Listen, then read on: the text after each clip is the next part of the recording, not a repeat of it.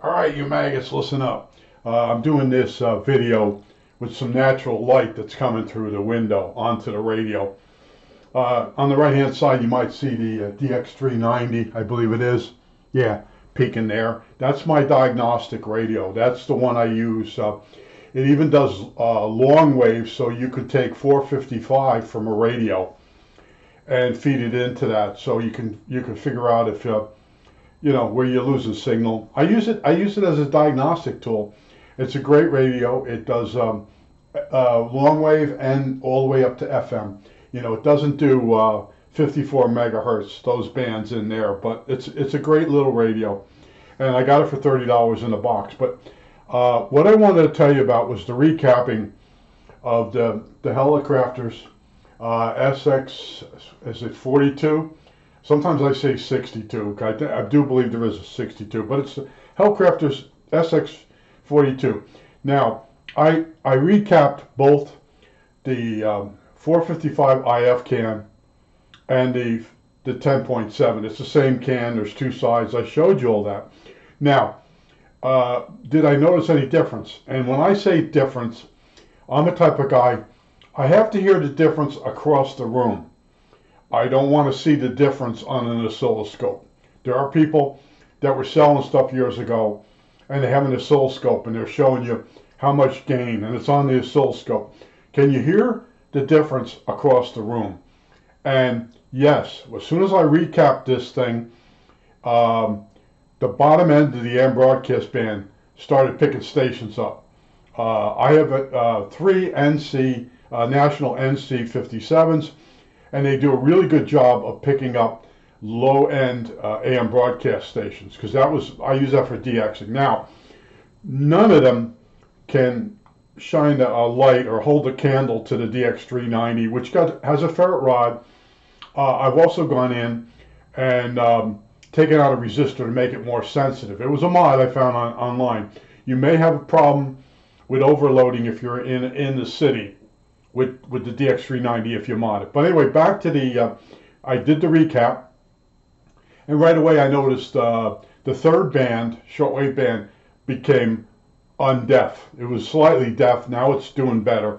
See, I compare this radio to an NC57, which is considered a hot little radio. It's my favorite tube radio. This could be my favorite tube radio if I get it all working a certain way and I button it all up and it doesn't jerk me around. This thing is a nightmare. Even the mechanics, I haven't gotten into that part yet. But I want to tell you, those guys that are telling you, just make sure, I said null in the last video, make sure the IF peaks when you turn the slug.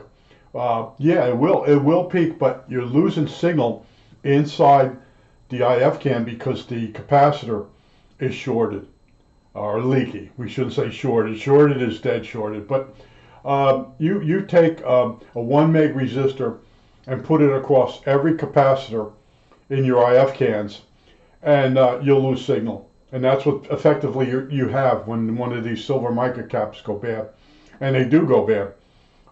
Contrary to what some people say, it's not the film on the garbage on the outside of the case of the silver mica cap. I did a video on it, what it actually is, and it's very similar to the silver mica disease of the IF cans.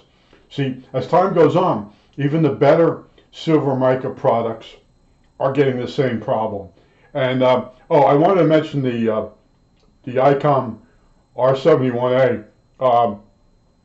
had a silver mica problem in the phase lock loop board. And what you would do is you just take the capacitor and turn it back and forth a little tiny bit, and the hairs the oxide would break loose, and the phase lock loop would start working. I think there was 4 oscillators in the phase lock loop that gave you the entire bands. But in other words, there were people spraying deox on those controls, and if I went and investigated that, and I realized that even if you spray those little capacitors, it never gets in them. Turning them back and forth is what really made them. It breaks loose the oxide, and then the cap starts working again, if you're lucky. I also found out that the bad audio on an R71A was caused by the fact they put the wrong value tone control in there. So even though you turned the tone control all the way off, it was still on. The capacitor they used in some radios is a 0.1, which is very low, a very high value, or low value. Anyway, and then what you should do is take the 0.01 out, or I showed you on one of the groups I mentioned, you just disconnect a connector, which takes the tone control out of the radio. But that was the problem. There were companies that were changing the capacitors in the radio, and they never figured out that it was the tone control is always on even when you turn it off, and it kills the high end of audio, and it makes the radio sound muddy. But what you have to understand about me is I stay with something way past the rabbit hole, way past the fact that you want to kill yourself working on it because it becomes really hard. But see, that's the challenge in life. There are people that go after challenges. I hate them. I walk away for a while and I keep thinking about it. And I wish my friend Kenny was still alive. He was an engineer in RCA. We would have a problem and we'd bat it back and forth and we would find a solution. Or we'd find a way to test something to verify we were in the right direction, and they would get and I worked on several things with him, and it always worked out, and I used some of his methods. And I told you, he could sit there in his chair, and he would break open an electron tube, and he'd look at it, and he'd show me what grid was missing. They made a 50,000 tubes in RCA, and they leave out like the suppressor grid. There's grids in a tube that when you test the tube for emission and gain and all that, it'll work. It'll oscillate. But the grid that's in there for secondary emission, I think in other words, the electrons bounce off the plate and they come back. And you want to put them to ground so they don't get they don't modulate the tube. And that'll cause noise. So the girls would test for short heater to cathode short, heater current, heater to cathode short, gain of the tube, and certain tubes didn't get tested to see if they were missing some of the other parts. And then they would go to somebody, and they'd send some back, and they'd have notes like this tube is high noise on this frequency, and then Kenny would break the tube open, realize that stuff was missing. He'd write up a report. They would go get all the tubes out of stock in that batch number. They put them out in the courtyard and run back and forth with a steamroller. Was it a macadam roller? Or yeah, macadam is the old name for a blacktop roller. And then they'd send it to a landfill. But it was so funny. The first time I saw him, he'd actually hold the tube in his hand and break the envelope. The envelope's actually on his hand. And then he'd show me, he had a pair of tweezers, and he goes, you know, this is the cathode. The outermost is the plate. Then you get inside, you got your different grids. And he goes, see this, see these holes, see this? There's supposed to be a grid there, and it's not. And it was pretty interesting to see. I was very lucky. See, Kenny, when he was doing something, he knew I would be interested in it. And the other clowns, I call them clowns in the area, they would only go over and look at it if I went over and looked at it first. See, then they had interest. See, well, what's he looking at? But maybe, yeah, that's the way life really is. See, I look back on this stuff, and what Kenny was doing, he constantly spurred me to be more inquisitive. Now, after I got laid off at RCA, he wrote me this real long letter saying that he was really privileged. He said, privileged to work with me. Several times that happened in my lifetime, that after I got laid off at a place, somebody sat down and wrote a letter to me. And I should have saved them, but you know, it's like, yeah, and I threw it in the garbage. One guy kept telling everybody he was going to quit the company and he was going to go on to better things and blah, blah, blah, and he never did. And when I left, I just quit this one company. And he sat down and wrote me this long letter. You know, you put your money where your mouth, you put your mouth where your money is, your money where your mouth is. Well, anyway, yeah, so over the years I have different letters that people sat down and wrote to me over different subjects and that. And I realize I rub people the wrong way because I'm tired of bullshit artists, but people with buzzwords and the 10 stories. And bullshit is just they make stuff up, and it sounds plausible.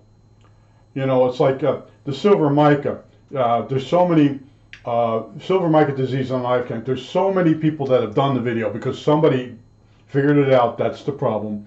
How to fix it. How to figure out what capacity, and then everybody copies that.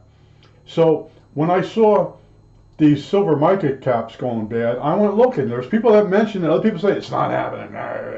You get that, and then the guy that starts seeing this stuff, he's actually fixing stuff like me, and he goes and asks people dumber than him. He goes, I'm seeing a lot of silver mica caps go. No, they'll go bad. He's going to people that don't deal with anything. They don't make anything. They don't build anything. And I realized that. So what I do is I stay quiet. Guy told me years ago, he says, use the groups. He says, look around. Don't post anything because you'll get the shoot from the hip guys. Look around and you will find somewhere a guy with the real answer. And nobody replies to him. Nobody says anything. But he had the right answer. And you go follow what he said, you'll find the answer. But meanwhile, the shoot from the hips, the bullshit artists, the buzzword guys, and the 10 stories. Now, you understand what bullshit is. Buzzwords is a guy, he studies the subject enough that he's got buzzwords. So when you're talking about it to someone, he's standing alongside dropping buzzwords in. Now, the 10 story people is they have these 10 fantastic stories, and no matter what you're talking about, they suddenly change the subject to one of those 10 stories. And, you know, you got a guy asking you how to do something, maybe with a car. And then this guy walks over and he pulls the how to fix the car into one of his 10 stories. And that's the thing in life I realized after a while. I had a guy one time when I was talking to people explaining how to do something. He would stand next to me, nodding like he knew. He's there to learn what I'm teaching the other people. And then one day I got so annoyed what he was like. He would repeat back what I said. And then one day I just said, "You finish it up. You tell him." And I walked away. And then he stood there. Something was wrong with his brain. I walked away and I sat down. And the other people walked back to the bench to laugh. And they said, "Did you see the look on his face?" I said, "Yeah." When he hears what I'm saying, it's like he knew it, but he didn't know it. And then when I said to him, "You finish up," he couldn't. But what you have to know about me is I go a little further on everything. I do comparison tests. And when I say something's better, I mean across the room better, not with an oscilloscope. All right? That's what you have to understand. Now, right now, you can see I have a masking tape on some of the capacitors. And those are the ones that I put in nicely. And there's a few things I have to, caps that were temporarily tacked in. As I go through and mark all the good ones, then I go back and there's capacitors that I just tack soldered. Just because I had trouble in one area, I lost the signal. And it turned out just to be the capacitors inside the IF cans. Like I told you, I was using my signal injector. I was using the DX390 to slowly follow the signal coming in from the antenna through the RF amp into the mixer, out at 10.7 and down through. That's how I did. I don't have a generator like a lot of you guys have. I have signal generators, but they're for solid state stuff. I am not going to go buy an obsolete generator for $300 something. So I'm still going to have to replace all the caps, and I'm not going on a tangent. I got this radio where I can align it now with itself, and it's good enough. The AM, I can do the AM. I have a 455 signal generator I built. Here it is here. It uses a remote control 455 crystal. If you want to know where to get 455 crystals, you can get them on eBay, and you got to buy 10. See, that's the problem with all this stuff now. You don't want to buy just one. I bought a package of 10 from a guy, and only one worked. And then I bought a package from a different guy, and they all worked. But you know, that was one of those days where you think you're losing your sanity. But in other words, this radio did show major improvement after changing those capacitors. Remember, the radio actually worked on the AM broadcast band. it worked on, would be 80 meters, and what's the next one? 80, 40 worked on. Then the next band up, it did get some stations, but not like it should. And as soon as I recap the IF, it's working great. And so the IF cam, a lot of times, or the IF cams, you really can't tell the radio has gotten better because of the AVC. It fools you. It increases the signal up at a certain level. So what you really understand when you really do fix something, you find stations you didn't have before. Well, one of them was, it's 580 AM. It's WHP. It's up in Harrisburg. It's not a real weak station, but it wasn't on this radio. And I was like, okay, where's that station? See, I have certain stations that when I test a radio, I look for. And one of them is the Sweet 16. It's that 1600, which is the new band. But this radio goes up to 1600. It does an okay job at 1600 AM. That's how I test the radio. It has to get that station. It has to get the Grand Ole Opry 650, 560, 650. Anyway, the Grand Ole Opry at night, and then 740 out of Canada, Zoomer radio. If a radio can't get those three stations, I have no use for it. I know it's a clunker. All right, I think that's it. All right, that's it.